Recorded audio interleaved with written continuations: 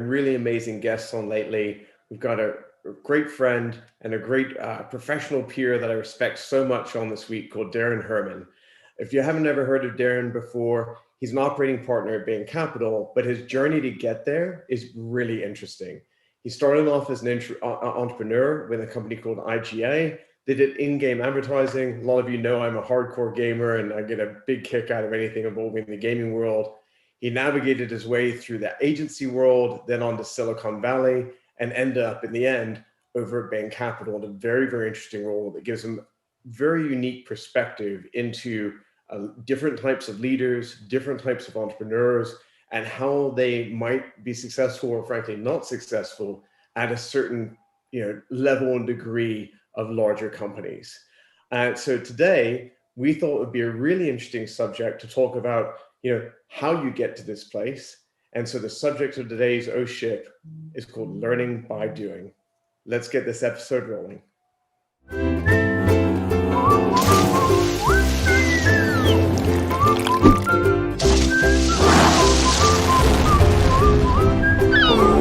Oh, shit. Great. Darren, welcome to the show. Excited to be here. Thanks for having me, Freddie. I'm watching, and I guess now I get to participate. Oh, that's great, man. I'm glad you've been tuning in. Again, also thanks to anyone that's listening or watching right now. If you are watching us live, whether you're on Facebook, LinkedIn, or any of the other platforms, feel free to put messages in the comments and questions in the comments, and we'll do our best to respond. I got to say, by the way, you have a rather cool office background. I love all your art back there. You've got a very cool little statue. And is that a Pokemon bowl table I'm looking at as well? There's no Pokemon in here. Kids' rooms. But no, those are on the table there. Those are some pieces. Most of those pieces are by an artist from Chicago by the name of Hebrew Brent. Oh, that's the big goggles, like yes, when a kid. That's so cool. Big goggles. You can only see the one circle from this side. It was like Pokemon. That's strange. I love it. Anyway, great stuff. So Darren, there's so many interesting places to start with you. I'd love to understand a little bit, and if you could share with our audience a little bit of like how you got to where you got today, and maybe a little bit more of your background. Sure. So we got the long edition, medium edition, short edition. I'll take the short medium. Yeah, I think.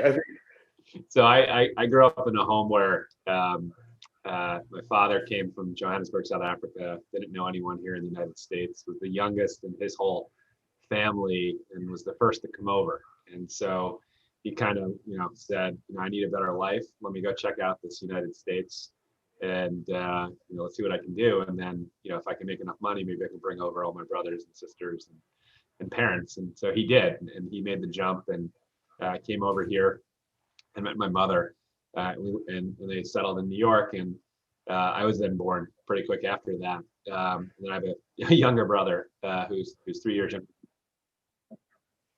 And so so ever since a young age, I saw my father as like, this entrepreneur who came from, some random, some country like South Africa and then came to the United States. I was impressed upon, the risks that he took, as someone just to come on over.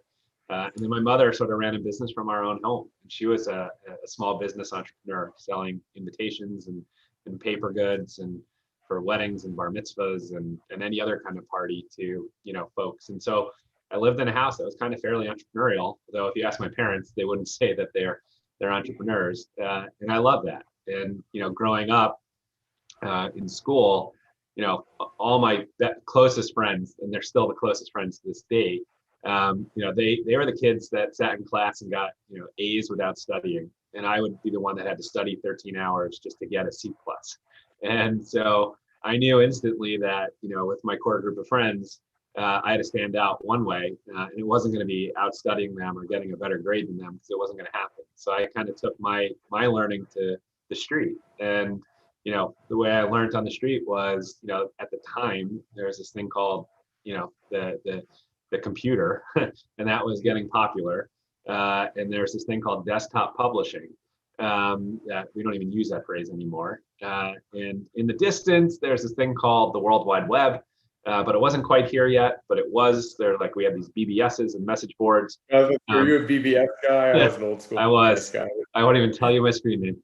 But I, I, and so I just learned myself. It's like I went around White Plains, New York, which is where I grew up, and went to all these businesses as this little 12, 13-year-old, and said, give me your bill of sale. Like, if it's a restaurant, give me your menu. If you're a law firm, give me your logo or your letterhead. If you're, a doctor's office, give me all your papers, and I will use my desktop publishing skills and make them better. And you were doing this at 13, did you say? 13. And I said, don't pay me. I say, only pay what it's worth. So if I come back and you don't like it, like there's no risk, like zero risk. And, I had some time, so I could do it. And that's how I started the business. And, that I was the nerd who was able to buy my own car when I turned 16, and my license plate said web design, and it was WEBDSGN. And I was that guy. And Wow. and I was proud of it. And to be honest, having that license plate got some business because people would leave notes on me in parking lots where I was parked and just like, do you design websites? Can you email me? And so I got my start doing that. And so I was, kind of hustling similar to like my parents. I finished school. I ended up going to college. I wasn't going to go to college, but I ended up going to college. But I didn't have the typical college experience. And I was there literally 13 weekends in 4 years because I was off doing, websites and other web technology work. Just after the day we graduated college, I launched my first venture-backed startup. And so for me, it's always been, do things a little different and, put the puzzle pieces together as an entrepreneur, as a founder, and go and try and build something. And so that's where that all happened. It's all occurred. My brother to this day is also an entrepreneur. And so it's kind of in the family. And I love that. I have to ask, I'm guessing you and I are around the same age. So when you had web design on your car, what year are we talking about here? 90, Roughly. 94, 95. Yeah. Is that it? Yeah. People don't understand, like, now if you have an entrepreneurial idea and you're out at dinner and a bunch of, business people are around and someone says, hey, look, I want to start a new internet business. Do you know anyone? Someone at the dinner table is going to go, yeah, absolutely. Let me introduce you to my friend, whatever. But in the mid 90s, no one knew anybody. And if having it on your car is enough to find people to find you, then so be it. Freddie, I kid you not, like back then it was, you have an idea and then you want to build a website, and it would take like weeks or months or a year to build like robust websites. And my son, who's now 12, he got me back into collecting trading cards, like sports cards, and he's a big fan of sports cards. And so I wanted to teach him some entrepreneurial ways. And so we came up with a card buying and selling business. And within 2 weeks, we were using Shopify and our own ways of getting stuff done. The two of us were able to launch. Well, it'll launch this weekend, but what we've done in 2 weeks would have taken probably anywhere between $500,000 to well over $1 million, and at least 6 to 12 months to build. And probably not been as good, in fairness. Still probably not as good as what you're running for $50 a month. No, yeah, totally. And it's amazing what you can do these days. It's incredible. I think this is a great kind of segue, more firmly into this concept of learning by doing. I'm a big believer that all this new technology that's being released all the time, and obviously new tech is being released every day, it has made what were technologies that when you and I were talking about were not accessible to anyone, frankly, because no one knew how to do them. Then it went through a phase where, well, if you had enough money, someone had built some platforms to do this stuff, and it became the enterprise and so on. But now these kind of enterprise level technologies are available to damn near anybody for, in some cases, free, in many cases, $50, $60, $100 a month. Yeah. And that's a really powerful place to be. And you don't need to go to Harvard, or some crazy school, to go out there and just start tinkering with these kind of technologies. And so I'd love to kind of explore, sometimes you're working with startups, but I think I'd like to go back to those in a minute.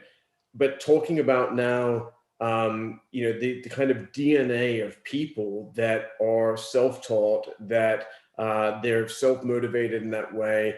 What happens to those people as you see them kind of, further developing in their careers and having, bigger companies? Now you potentially have a company that's 100 million or 200 million or 500 million of revenue. What's your view on, I guess, founders that got there in these non-traditional manners and maybe not from, straight from college? Yeah, and there are founders who are super educated, and there are founders that are not, and there's everything in between. And the what I've typically seen we typically see as we meet, whether they be startups or small or medium or large cap companies and so on and so forth, there's folks who are really good for using sort of a Peter Thiel phrase, going from 0 to 1, taking something that never existed and building it to get to product, and maybe getting a little bit to product market fit. And then there's like specialists that come in once you get to product market fit, and they go from like 1 to N, and they know how to scale. And it's rare to see people that go from like 0 to N. It's possible, and there's absolute plenty. Elon Musk, Peter Thiel, like those guys have done it. But what I typically see is sort of the breakdown between the two, which are people that are really good in the messy, creative, sort of puzzle making, sort of, let's put this company together.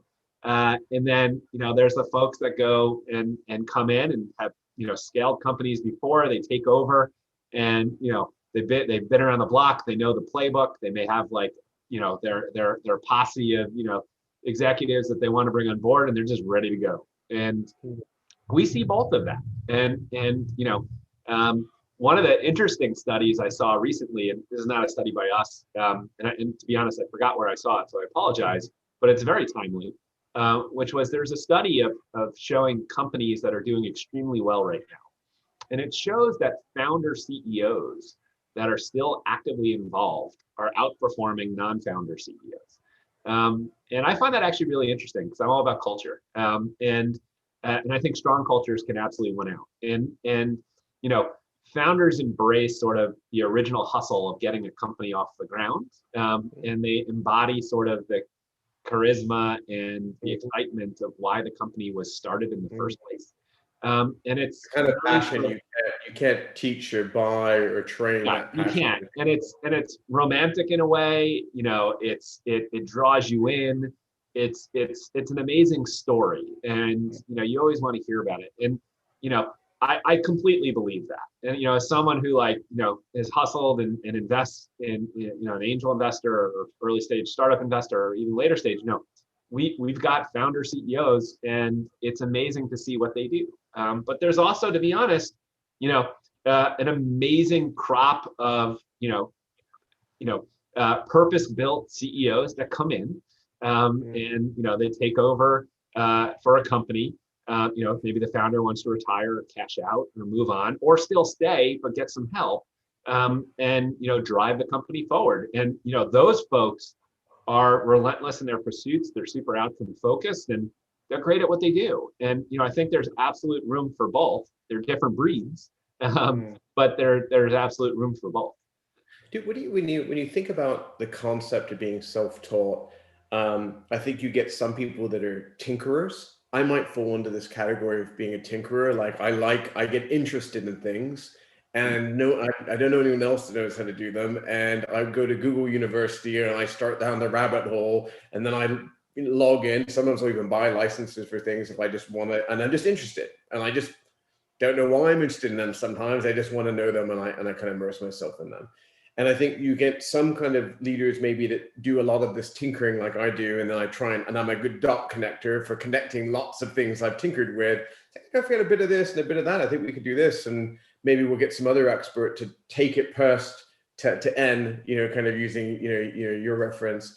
But then I think you get other people that are maybe self-taught, and it's a true obsession, right? We use Elon Musk as I don't think this guy had a background in rockets or, or whatever. Yeah, can probably talk about it at a degree that, many other people can't. Do you think that's true? And out of interest, where would you kind of think you fit in on that spectrum? Good question. So I think so. There, for me, like there's been no better way of learning than by doing, and it's something I sort of embody and have brought to a bunch of the businesses that I've joined over the years. For example, we had an advertising agency in Manhattan. I didn't start it, but I joined it, and was there for a whole bunch of years. And we used to tell all of our teams, rather than just buying paid search or just doing media plans for whatever channels, go get Google certified and we will pay for it. Go get Google Analytics certified, go get Google Bid Management certified, go do all of these things. And there's there's no better way of learning things than by doing. Now, on the contrary, some people don't learn that way. And I've learned that just by having children and talking to my wife. And one of my kids is really good at just reading stuff. One of my kids is really good by listening to things. And I'm not good at either. I have to actually do it. And so it's kind of like the method of whatever's the best way of learning for you. It's custom. Think of it as like customer driven learning. It's whatever's the best method. So I don't think there's a right or wrong. I think it's just whatever's crafted in the personalized learning journey that you're on in life. And as long as you're able to access, the content that you need in order to learn in the ways that work for you, you'll be better off. And I see that, and that's how I've sort of managed, my career. So interesting tangent, and I'm not asking for an opinion from a Bain Capital standpoint. I'm doing it broadly from your perceptions of the private equity world. You're obviously a very nice guy. You're an understanding father, and you recognize that your kids learn in different ways, some visual, some audibly, and that you like to play with things to learn. So people learn in different ways. When a lot of people who may be tuned in or watching right now, who are entrepreneurs or leaders, when they learn about or read about private equity, they're thinking about, well, that could be an interesting path for my company one day. Do you think that the private equity world is an understanding father in terms of being able to judge people maybe that are self-taught, or do you think there's is it they're looking for the Ivy Leaguers, or does that not even matter as long as your company's performing well? Does that make sense? Yeah, question? I mean, the typical path into this, historically, for the industry, the typical path into private equity was, is determined when you're in kindergarten and you pretty much went to Harvard and then you got to some, private equity firm. And, your path from kindergarten to Harvard was, pretty much you knew what you were doing the entire way to get to there. But, we're thinking about diversity and inclusiveness of, different thought. All different types of thought, can help. And so, one thing that we're actively doing, is opening up our aperture to, universities and colleges that, we may not have, thought about in the past. And we can absolutely do better, and we are. But there's other folks that could absolutely speak to that. But there's a ton of opportunity for the entire private equity world or any financial world to bring folks on. And I got there, and since then, we've hired folks, that look super different than what you historically stereotype as someone who works in private equity. And even our most recent hire, I believe, she was an operator at CVS, and she was in the digital transformation group there. And that usually never sort of got the resume credential to come into a private equity firm. And so we along with a lot of our peers are sort of moving and opening up the aperture to diverse thought, and being more inclusive of all the folks out there, and really trying to challenge and raise the bar for how we look at talent, and drive strive to be better at driving returns in the future. Do you think when you kind of joined this new kind of whatever phase of your career, would you say you were a slightly unusual hire maybe for the industry at the time, or because you kind of the path you've taken, or? Yeah, I mean, we used to joke that I was the HR error, of the firm. Um, Maybe I still say that, but it's different. But you come in and there's challenges, and kudos to the firm or other firms out there for taking the flyer, and recognizing that that there is a gap and they have a need to fill, and I was a candidate to go fill for that, and for Bain Capital, that was a fantastic, well, I think it was a fantastic leap for them, which looked atypical to a lot of the stuff they'd done in the past, and so, but since I've arrived, we've done a lot more, and I've been there now just over 4 years, Wow. and the hires have been a lot more diverse and inclusive than what we've seen, historically to that. And what have you had to kind of learn by doing since you've joined the PE world? Because that probably it did sound like it was a pretty big evolution from some of the things you've been doing before. Where do you want to start? It's, I spent time in investing. So I ran a corporate strategic venture fund for a publicly traded company, and we were a vertically oriented investor in advertising and marketing technologies. And it was at the time when I was in depth in marketing and advertising, and I level deep in all of that stuff, and we would invest off our balance sheet and be a follow-on investor to a lot of the major venture funds out there, and we would usually go in the seed to Series A stages of these companies, and that was my introduction to investing. And then I was fortunate to put a couple of bucks in my pocket along the way, and I became an angel investor. Not the most active by any means, but a couple of checks a year here or there, and that kind of taught me more sort of early stage entrepreneurial investing. At least you knew the lingo at that point. I knew the lingo, and could get there. And I got involved in Techstars in New York, and had a great run there. And but when Bain Capital came around, and the opportunity to join a private equity fund is very different than joining a venture fund. And they're both funds, and they both invest, and they look at companies, but it's a different kaleidoscope in the way that you look at a company. So, a venture fund can look at the same exact company that a private equity fund could look at. They could have completely different opinions of that company. And it really depends on which filter or which kaleidoscope you look through, which becomes then the right opinion of which to sort of move forward on. And so for me, my orientation was always on the venture side. And so coming into sort of the private equity side, and granted, I'd been at a publicly traded company, and I'd been at a big technology company before. I knew sort of big companies and how they worked, and I'd run large P&Ls for those. But then coming in and analyzing companies at our stage now, which companies doing hundreds of millions, if not billions of dollars in revenue, you have a different perspective, and sort of retraining myself and learning the different kaleidoscope to then look at companies has been one of the largest lessons. And what's amazing within the firm is it's kind of very apprenticeship led, and folks take you under the wings and say, have you thought of it this way, Darren? Or maybe you're looking at it this way, how about this way?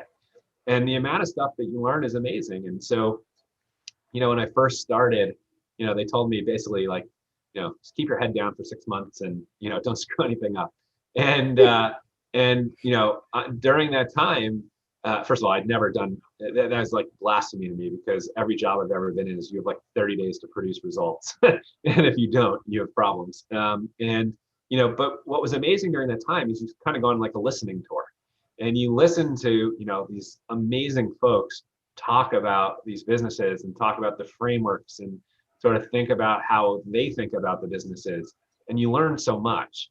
And we're not always right, but you learn the thought process.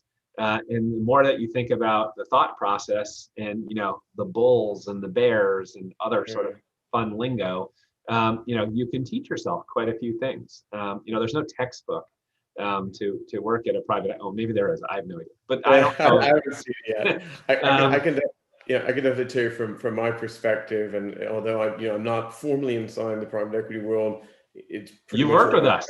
You worked with us. yeah, and so I spent all my time thinking about it, and it was different for me. I feel like I look at guys like you, who were not maybe the classic mold. I, by the way, was too dumb to realize that when I first started doing it. I didn't know what the mold was yet, and I didn't realize I was quite different from everyone else there. I do think the private equity world really values entrepreneurial thinking. But I definitely felt like, look, I don't have that formal education that a lot of people have. I've been doing this for a really long time in a lot of really professional organizations, and that's given me a certain level of discipline that I'm thankful for. But there were a lot of things being asked of me that I had never had to do. And I felt like I had to do a lot of learning by doing. And I can think of some particular incidents where, I was asked to do some pretty advanced financial modeling using some terms that when they're like in the meeting, like, can you do this and this? And I literally had to write them down and be like, gonna have to Google that one later. Don't know what that is. And not too embarrassed to admit it in the meeting. And, and I literally went home, educated myself. I think I worked, till 5, 6 in the morning for 2 straight days. And I had to produce a certain financial model for literally guys. I think everyone either had an Oxford or Cambridge education in this meeting that I was going to go present in. I was terrified I was about to have the most embarrassing moment of my career.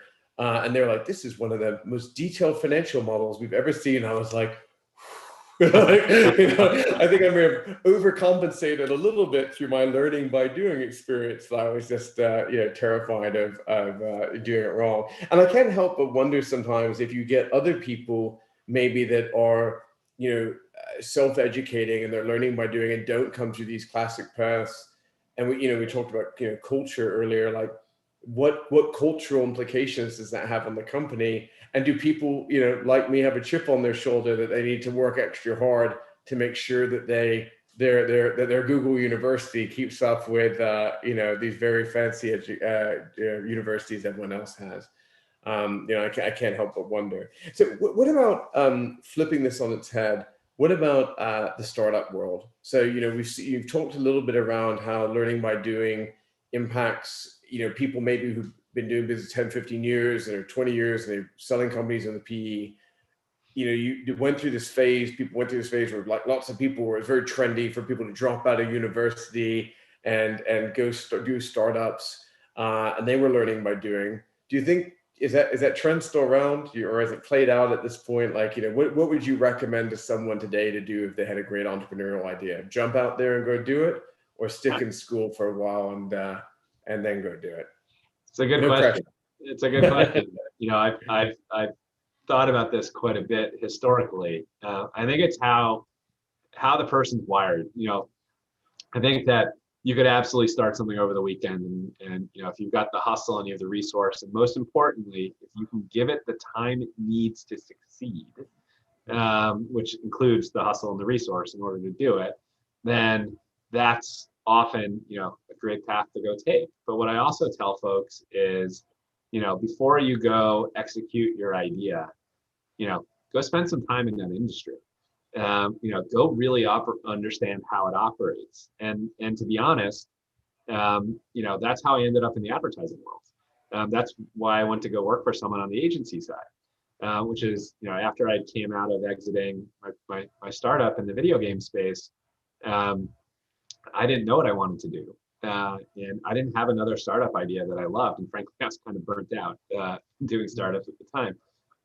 And one of my mentors, said, go get your practical MBA. And, if you look at all of the work that you've done, it's a confluence of, technology and marketing.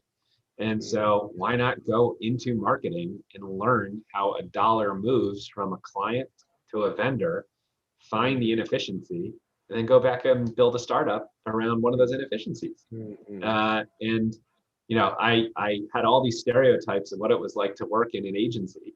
And I had sold to agencies in my last startup, as a vendor.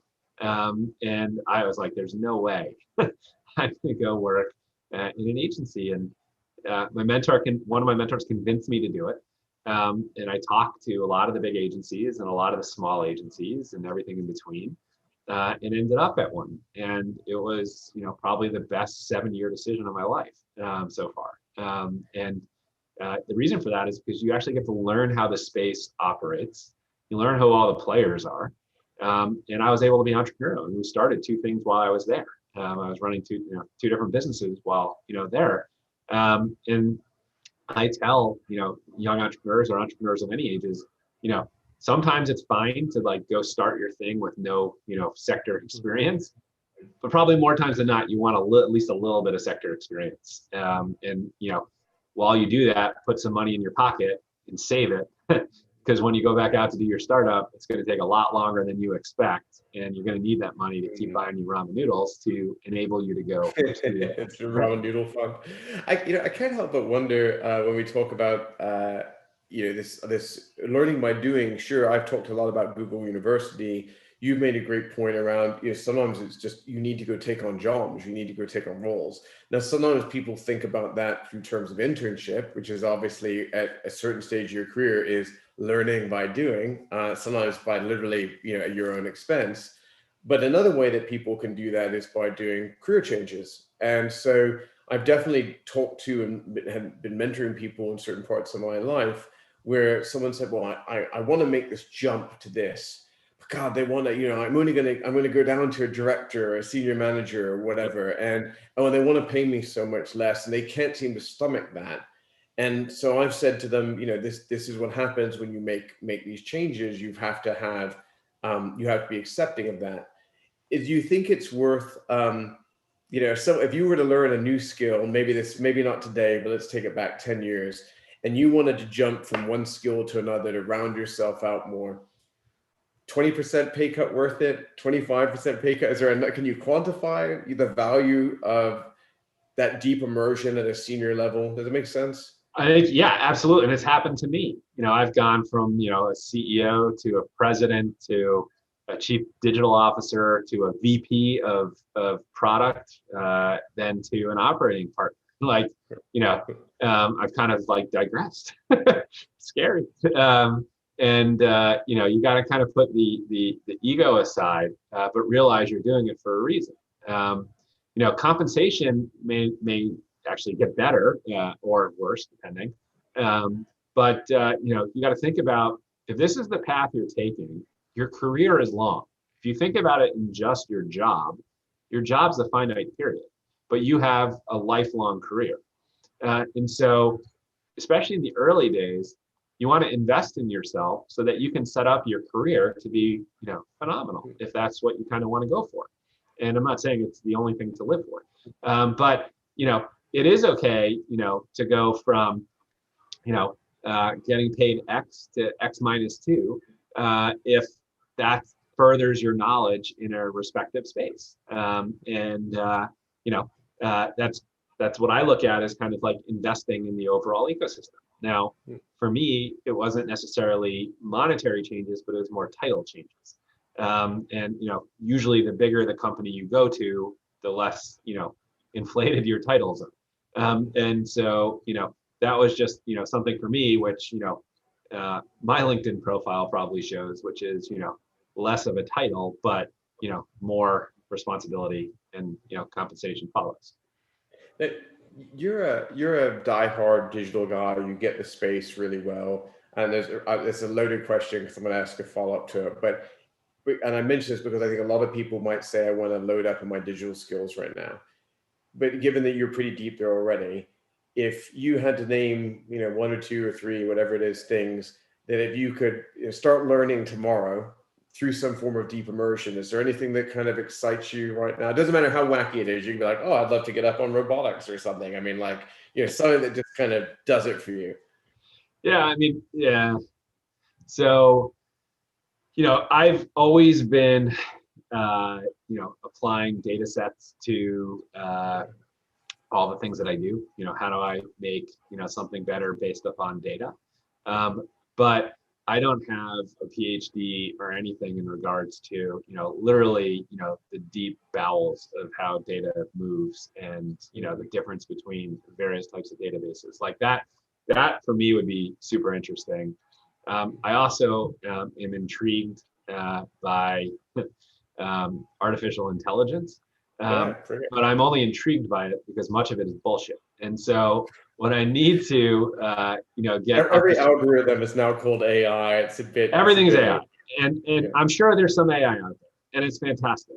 But I want to truly understand, that, and It'd be nice for different. the AI now, in case they're listening, be like, we want to pay it forward to our future robot overlords, just in case you like to say, oh, it's going to be great. You never Yeah, know. They could be watching us right now, Darren. we had a company come to us like yesterday. I did this call with the company, and they're like, we have an AI platform, and we can AI enable your business. I'm like, okay, well, what problems does that solve?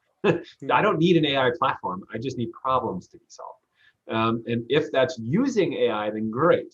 But help solve problems. And so those are kind of areas that I'm intrigued about. And then I'd like to further my knowledge in music, purely for a self-serving. Yeah, mine would be like, I'd love to actually play a real instrument. I'd Yeah. love to learn Chinese. I really like, when I lived in Shanghai, it was just such a missed opportunity for me to go do that. And by the way, the guy who I saw learn it the best, he did it learning by doing. He did a Wow. 30-day immersion. It was like Wow. 6 to 8 hours a day. And I never forget, he told me that he went in the very first day for his lesson. And the guy, to the last day, even though he knew the guy spoke perfect English, never spoke to him in English one freaking time. Even on the last day, he's like, in Chinese, like, come on, it's the course is over. We say some in English, and the guy's like, That's amazing. That's amazing. it was just brutal. He said that every day he'd go home, and he goes, my brain just felt like it was going to melt because this guy would just talk to me incessantly in Chinese. But he was like, had conversational Chinese in 30 days. It was That's incredible. that's amazing. That's amazing, And right? that's not an easy language. Yeah, it's not. And he said they would just wander around the city and talk to people and stuff. It was incredible. So I would love to do that. But if I had to actually pick an actual job skill, I'm very jealous of your experience in the video game world and all the cool stuff I've been very fortunate enough to do. I would have loved to work in that industry a little bit. So I think that would be very, Never say very fun never. stuff. Never say never, Freddie. Exactly right. And then the other one, honestly, I'd love to do something in space, anything involving space. So people ask me, there's hypotheticals like if someone, if you could go to space on Mars, even though you knew it'd be a one-way journey, would you do it? And I don't have kids, so it's a little easier for me to say this. I would be one of those people that I would gladly go because I believe in the future potential of mankind in space so much. So, Absolutely. Well, that runs in the family. Maybe being in the air runs in the family, huh? Yeah, exactly. I got to one up dad and do space instead of air. So I got one last question for you. If you were to make a recommendation to people today that we're going through COVID, doesn't matter whether you're junior, senior in your career, COVID has caused massive, obviously, acceleration of digital transformation.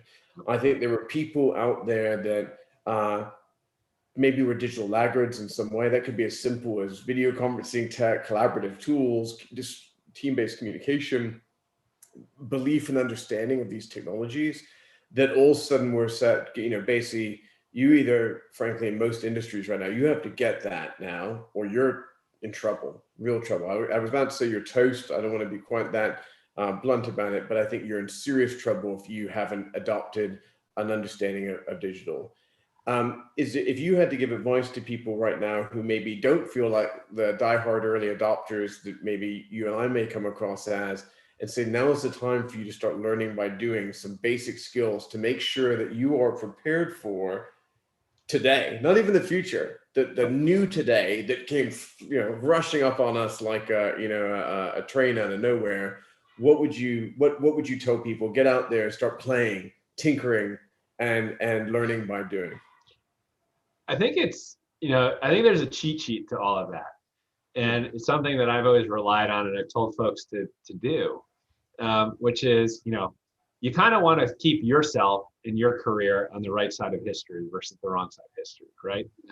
Although you can make a lot of money on the wrong side of history, just more money is made on the right side of history. And the cheat sheet there is pick 3 different venture firms that you find fascinating. Could be Bain Capital Ventures, could be Union Square Ventures, could be Sequoia, could be Kleiner, whomever it happens to be, and pick 3 of them and print out or copy all of their portfolio companies, and then go to each of their websites and study them. And the opportunity there is to look into the future, because not all of those companies are going to survive, but a third of them will. And that third of those companies are going to be the future. And so the opportunity is to study the trends that the venture firms are investing behind, and then understand what those companies are doing, because before you know it, you're going to be active in those sectors. And so it's not hard to predict the future when all the venture firms are investing. And so, go study those and truly understand what's coming down the path, and then understand, where your knowledge is in relation to where those companies are. And if there's a delta between your knowledge and where those companies are, that's where you have to study. And the great thing about the internet is that it enables, folks with access, the ability to study as much as we can.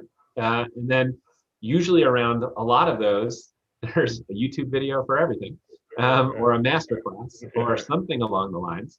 Or there's LinkedIn to learn about it, ping someone who, works in that space. And so it's easier, I'd say now more than ever, to get up to speed and learn. And so that's what I tell folks. And, right now is a great time, especially, with folks that may be on the road a lot or traveling, that's not happening. Got time for that stuff. Yeah. You got to try. There's a little more time to go study. I love that. Sorry, I have to be honest. I wasn't expecting you to answer in that way, and I think that's a very interesting way of looking at it. And for those of you watching or listening right now who don't work with venture capital firms or PE firms, the amount of brain power that most of these organizations, vast majority of these organizations, have on hand, the level of research and insight they're doing to try and predict the future, to invest in things before when we said that's never going to happen, and these guys are looking at curves at 7, 8, 9, 10, 15 years out, and so they really are a great barometer of where things are going to go. I think it's easy to kind of, I always use a reference to the iPhone, like when the iPhone came out versus where today, which has still not been an enormous amount of time, or what, now 12 years in or something like that. You just think about the massive amount of transformation that happened that time period. So you using that as a reference point, it's really easy to kind of go back and go, man, a lot can change in not so short a period of time. And these guys have really got their finger on the pulse. With that, I'd love to just thank you for coming on, Darren. I knew this was going to be a great chat. I knew you were going to have lots of interesting and exciting things to share. I still think your sculpture kind of looks like a Pokemon ball, and it's been bothering me this whole show. I just want to put that out. I'm going to send you a photo of why I think that looks like a Pokemon ball right after this. And all jokes aside, just thank you for coming on. I always love catching up with you, and hopefully sometime in the near future that will be over a beer versus over a Zoom call. Absolutely. Thanks for having me, Freddie. I really appreciate it. Great. Thanks to everyone watching, and please keep tuning in. If you enjoyed today's show, give us a like, give us a share, thumbs up, follow, whatever it is, whatever platform you're on, spread the good word. That's the best thing you can do to try and support the show and have us keep doing this every week. Thank you so much for joining us today.